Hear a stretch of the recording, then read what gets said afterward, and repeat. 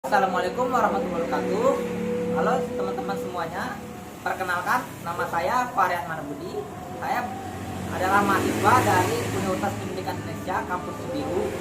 Saya berasal dari Merangin, Jambi.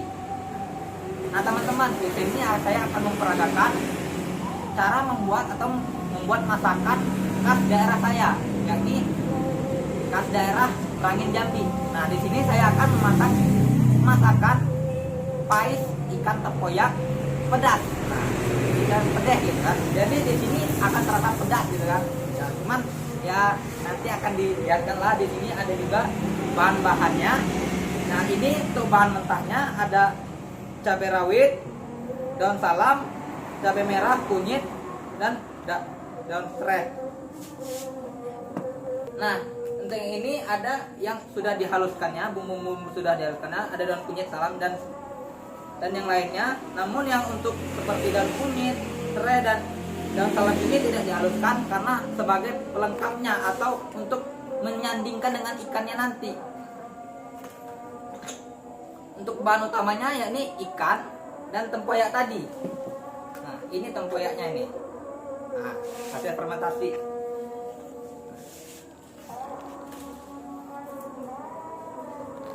Nah, cara pembuatannya yang pertama ini tempoyak ini dimasukkan terlebih dahulu ke dalam nampan atau tempat penyampuran. Di sini kita masukkan semuanya.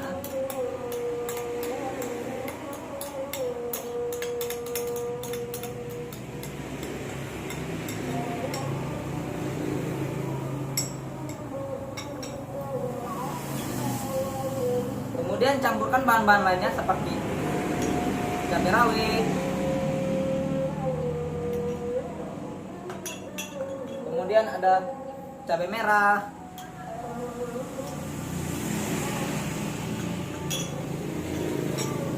dan kunyit. Ini untuk kunyit ini cukupnya saja. Dan untuk sebenarnya untuk bahan-bahan lainnya itu tergantung dari selera masing-masing. Namun di sini saya hanya menggunakan bahan untuk saya gitu. Kemudian diaduk-aduk.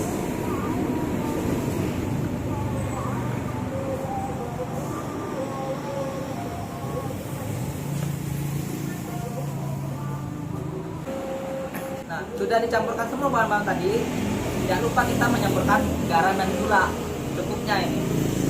Nah, untuk garamnya saya di sini mencampurkan 1 sendok makan saja.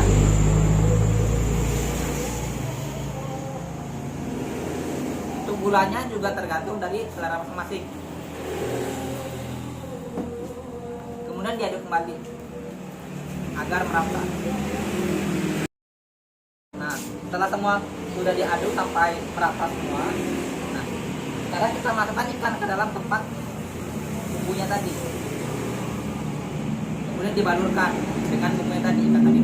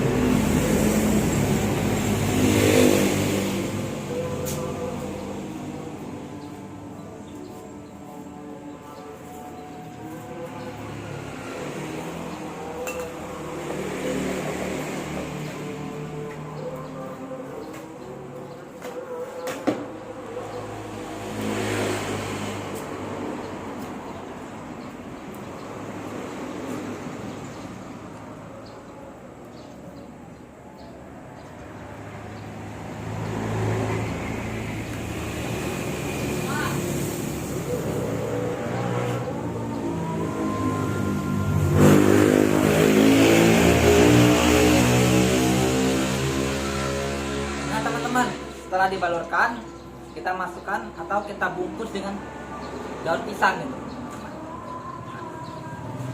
Pertama kita bungkus kita masukkan ke dalam pisang.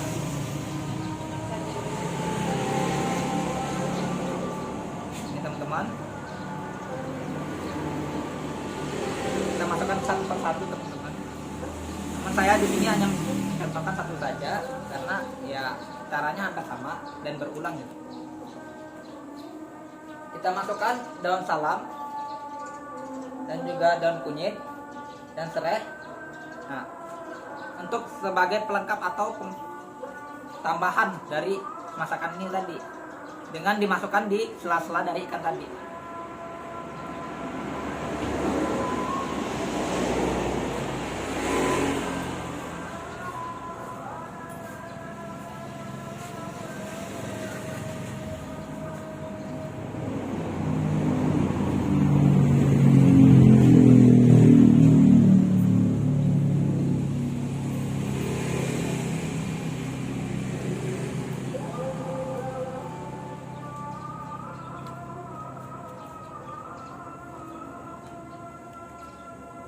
Kemudian dibungkus teman-teman.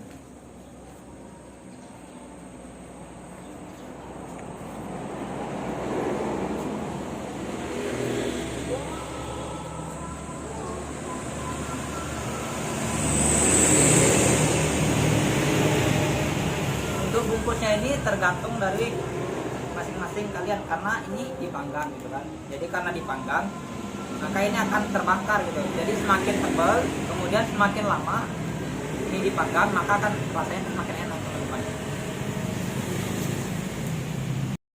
Nah teman-teman, ini kan sudah kita bungkus dengan daun pisangnya teman-teman. Namun ini kan kurang rapat ya, jadi kita bungkus lagi gitu dengan daun pisangnya gitu.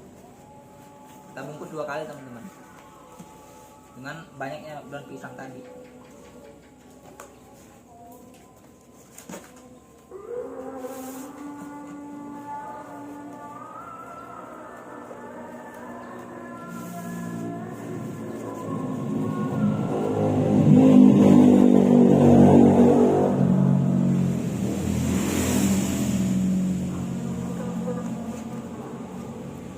Teman-teman, setelah dibungkus tadi, nah kita masukkan ke tempat pemanggangan.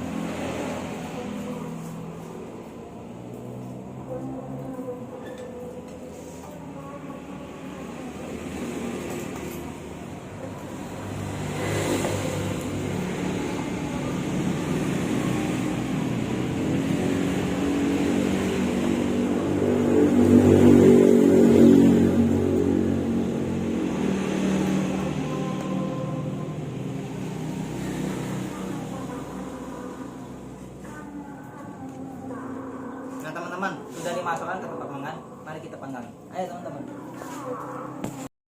Ya teman-teman, ini udah ada api yang menyala. Namun di sini kita tidak membutuhkan apinya, tapi kita membutuhkan baranya saja. Nah, oleh sebab itu kita singkirkan dulu apinya. Gitu. Kita hanya memanggangnya dengan baranya saja teman-teman.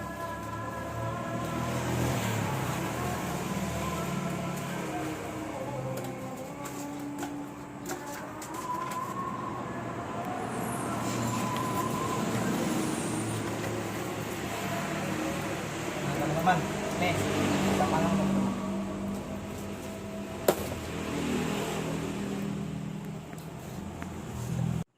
Ini hati-hati juga ya, paling dari pemanggangan karena ini ya berkapasitasnya lebih besar daripada pemanggangnya, jadi kita harus berhati teman-teman. Nah di sini saya juga memegang, kalau misalnya untuk mengeceknya itu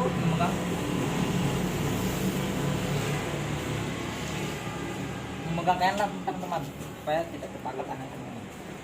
Nah, dari pemanggangan ini kita butuh waktu dari sekitar mulai setengah jam atau bahkan sampai ininya masak teman-teman. Jadi semakin lama kita memanggang dengan bara api ini, maka akan semakin enak teman-teman. Nah, mari kita tunggu teman-teman. Nah, karena ini untuk proses filmnya, maka akan saya skip untuk proses pemanggangannya, hanya sebatas ini saja teman-teman. Kita tunggu teman-teman. Teman-teman, ini hasil yang sudah kita panggang tadi. Ini udah di kedua sisinya udah terpanggang dengan baik. Nah, mari kita buka dan kita sajikan teman-teman.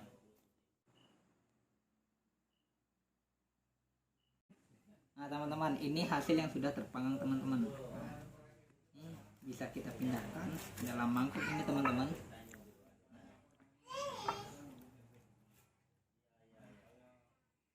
Masih lengket teman-teman.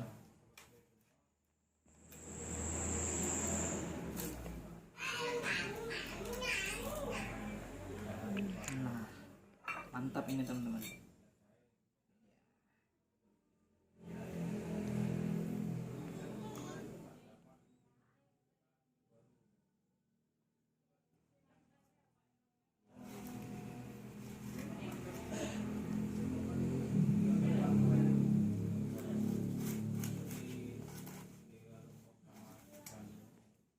Ini dia.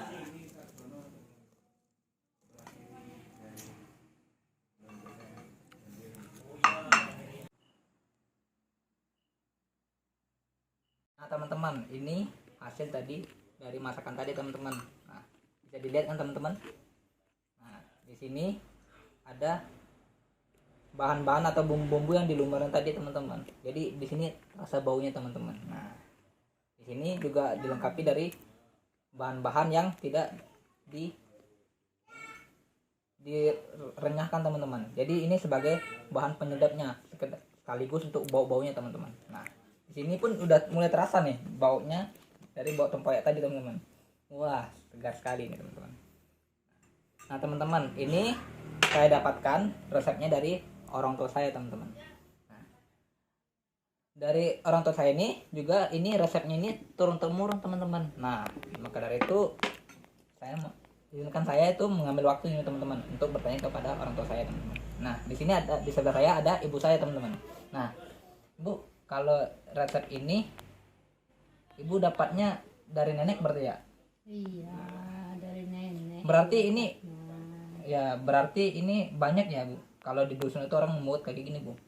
Wah, ini kalau tempoyak ikan ini pais ini namanya ya. Ini pais. Pais ikan tempoyak pedas. Kenapa dikatakan tempoyak pedas? Dia memang pedas itu, tapi kan tergantung orang buatnya. Kalau mau selera pedas, banyakkan cabenya. Kalau tidak suka pedas ya dikurangi porsi cabenya. Nah ini memang di daerah ibu itu banyak yang suka ini. Kenapa? Rata-rata dia tidak memilih usia, anak-anak sampai ke orang tua sudah suka. Bu, kalau misalnya kan banyaknya yang buat kayak gini nih. Emang kayak latar belakangnya itu orang-orang pada ngebuat pais tempoyak ini gimana Bu? Gitu latar belakangnya makanya orang buat pais tempoyak ikan ini. Yang pertama, kalau durian itu kan musiman. Iya. Nah kalau durian itu musiman, kalau tidak difermentasikan tentu kan habis musim habis. Nah makanya difermentasikan. Nah setelah hasil fermentasi tempoyak jadi dinamakan tempoyak. Nah jadi kalau tempoyak itu kan kapan saja mau dimasak bisa. Nah itu makanya orang daerah ibu itu dia banyak yang menyimpan stok asam tempoyak, mengingat kalau sudah tidak musim lagi, dia masih bisa menggunakan asam tempoyak. Nah kalau tidak membuat fermentasi seperti itu kan hanya musiman. Apalagi kalau durian kan untuk di daerah kita kan bibitnya kan bukan bibit unggul kalau daerah ibu itu. Jadi memang setahun itu paling 2 kali berbuah. Nah, 2 kali berbuah paling kalau udah masa itu paling berapa lama waktunya?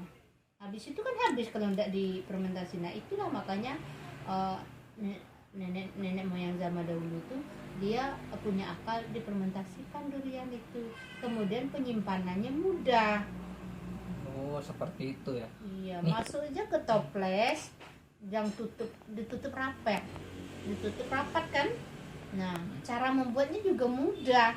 Fermentasinya cuma dikasih garam. Ditutup rapat. Lama-lama dia tidak bakal rusak asal tidak masuk angin. Jadi begitu diambil langsung cepat-cepat nutup. Makanya orang dulu dia buat tempoyak. Oh, seperti itu ya jadinya. Nih, kalau misalnya ini kan tempoyak kan masakan turun temurun. Justru tentu kalau misalnya di daerah dusun itu dianya itu bakal ada yang jual gitu Bu. Nah kalau misalnya di dusun itu kan kira-kira, nih kita kan sekarang nggak di dusun gitu Bu. Nah kalau misalnya perkiraan Ibu untuk harga porsi ini ataupun kayak per kilo ataupun kira-kira gitu kan, untuk keuntungannya itu kalau ngambil pembuatan ini nih berapa itu Bu kalau kira-kira? Kalau untuk sekilo ikan di sini kan harga ikan kan juga cukup lumayan mahal ya, 1 kilo saja berkisar 35.000 30.000 kalau ikan nila. Nah sedangkan tempoyak harganya mencapai 100.000 sekilo, kan mahal itu ya. Jadi kalau nilai jualnya, kalau untuk seporsi ikan yang ukuran sekilo 4 ekor itu nah bisa dia jual itu 35.000 satu, itu memang cukup lumayan. Sedangkan ikan bakar saja dengan bumbu-bumbu biasa saja orang jual sampai 20.000 25.000, apalagi ini pakai tempoyak. Yang buat mahal itu kan tempoyaknya. Jadi kalau untuk orang jual itu ya kadang-kadang bisa menguntungkan, dapatlah 25.000 30.000. Tapi kan menyesuaikan juga, kalau lagi musim durian otomatis asamnya kan lebih murah. Nah tentu menguntungkan juga bagi penjual karena dia mempunyai keahlian, kerajinan kan. Berarti keuntungannya berkisar kalau misalnya dijualnya 35.000 kan berarti untungnya dari segi tempoyaknya gitu ya Bu ya. Iya, masih Sampai 100.000 kan berarti kan. Nah, untuk sekali penjualan itu untuk penjualan perharinya gitu kira-kira ya Bu. Nah itu dapatlah sekitar 50.000 pengrajin itu pengrajin. mungkin dapat. Sekitar 50.000 untuk pengrajin kira-kira ya Bu. Orang jual-jual di rumah makan itu dapat. Nah Bu, ini kan dari ikannya kan, kalau misalnya ikan-ikan lain itu gimana sih Bu? Atau pada umumnya itu kebanyakan orang menggunakan ikannya ikan apa gitu Bu? Nah kalau di desa ibu, di daerah di tempat nenek, Iya Bu. itu orang ada yang dari hasil mancing ikan rawa ya, ada yang cari ikan di sungai itu. Iya. Jadi ikan apa saja bisa ikan, termasuk ikan es pun juga bisa. Ikan batu, ikan sungai itu kan ikan batu bisa. Udang pun juga bisa dibuat. Udang bisa. Nah kalau di dusun itu orang-orang, apalagi di daerah dusun itu kan petani. Nah, orang bertani itu, kalau orang bertani itu kan misalnya hari Jumat, hari Sabtu pagi dia ke kebun. Nah dia nginap di kebun, kemudian hari Kamis dia pulang, mau Jumatan untuk hari Jumatnya, hari Sabtu dia ke kebun lagi.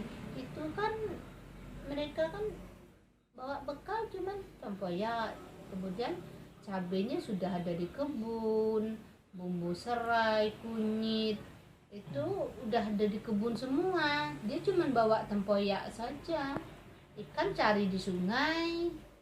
Nah kan lebih gampang dia, makanya ini makanan, jadilah makanan khas daerah tersebut, daerah tempat nenek.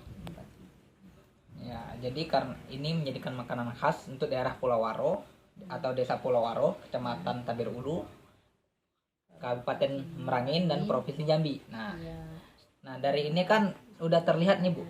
Nah dari macam ini kan tadi kan udah dibilangin karena latar belakangnya itu yang memang istimewanya kan orang-orang karena musiman juga gitu kan. Kemudian ada juga yang orang-orang ke kebun gitu kan, atau ke sawah gitu kan, yang membawanya bahannya tempoyak saja gitu kan, dan bumbu-bumbunya mengambil di ladangnya atau di kebunnya gitu kan. Jadi mudah untuk dibuat. Kemudian untuk pembuatannya kan tentu setiap makanan itu ada ciri khas masing-masing gitu Bu. Nah kalau untuk dari makanan ini teman-teman, nah untuk ciri khasnya itu kira-kira apa ya Bu?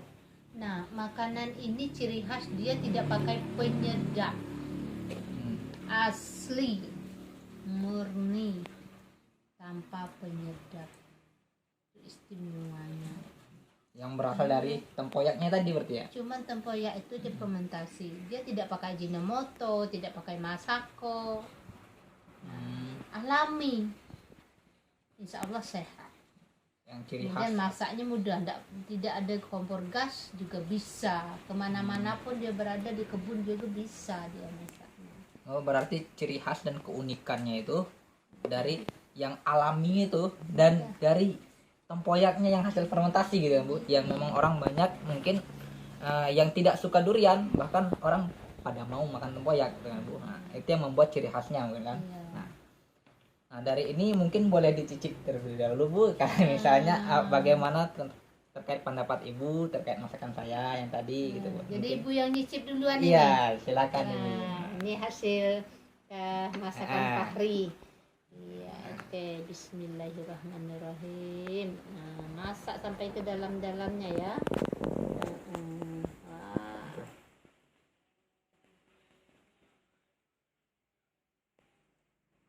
Nah, inilah hasilnya. Wah. Wah, masak. Harum. Ibu yang duluan ini, Apa mau yakin? disuapin? Bismillahirrahmanirrahim. Gimana Bu, apa terkait ini? Meresap bumbunya. Ini memang benar-benar matang. Bolehlah saya nyicipin. Memang ya, kalau dia tandanya sudah masak itu Fahri, Ya, kan tidak ada airnya, kan kering kan? ya Nah, kering. kering. Kalau masih ada air-airnya berarti belum masak. Itu cirinya. Hmm. Nah, terasa pedasnya? Pedas. Bagi yang suka pedas nih Sangat bakal cocok. senang ini, cocok. Oke, udah bisa. Oke teman-teman, nah ini hasil masakan kali ini. Nah, ini berasal dari Desa Pulau Waro, Kecamatan Sabir Ulu, Kabupaten Merangin, Provinsi Jambi teman-teman. Negaranya Indonesia tentunya. Nah teman-teman, masakan Nusantara yakni pais ikan tempoyak padeh. Nah, ini teman-teman. Nah, selamat menikmati. Ayo kita ke daerah saya teman-teman untuk menikmati pais ikan tempoyak padeh teman-teman. Iya, Nah, kalau teman-teman ingin ke sini, mari kita bareng-bareng masak di sini. Oke. Oke teman-teman. Nah, sekian dari saya. Nah, wabillahi taufiq wal hidayah. Wassalamualaikum warahmatullahi wabarakatuh.